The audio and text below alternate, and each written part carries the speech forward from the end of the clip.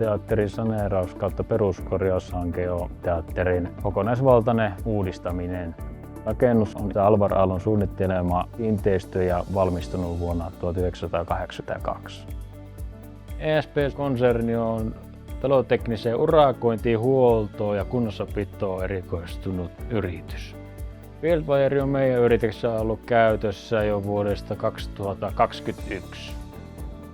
Fieldfirea me käytämme dokumenttien ja valokuvien tallentamiseen ja ylläpitämiseen. Niihin voi palata jälkikäteen, jos on tarve niiden aikaleimojen avulla.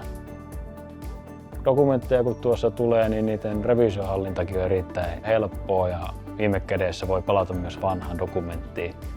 Samalla myös teemme tehtäviä, joissa voidaan antaa työtehtäviä tai mainintoja tasokuviin, josta voidaan myös selkeästi tietty kohta hankkeesta spesifioida tietylle henkilölle.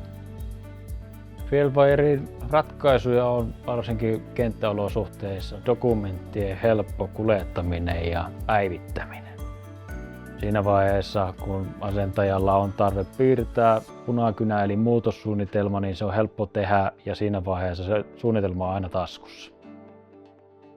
Fieldfireissa erityisen hyvää sen helppokäyttöisyys ja sen ominaisuudet niin työmaalla kuin toimistolla. Sovelluksen kautta meillä on työmaalla koko ajan ajantasaiset suunnitelmat käytettävissä. ESP ja Hilti yhteistyö on toiminut aina hyvin mutkattomasti.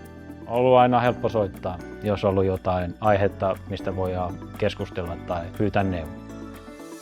Muiden rakennusalan yritysten olisi hyvä käyttää Fieldfirea sen helppokäyttöisyyden sekä dokumenttien hallinnan ja päivittämisen takia.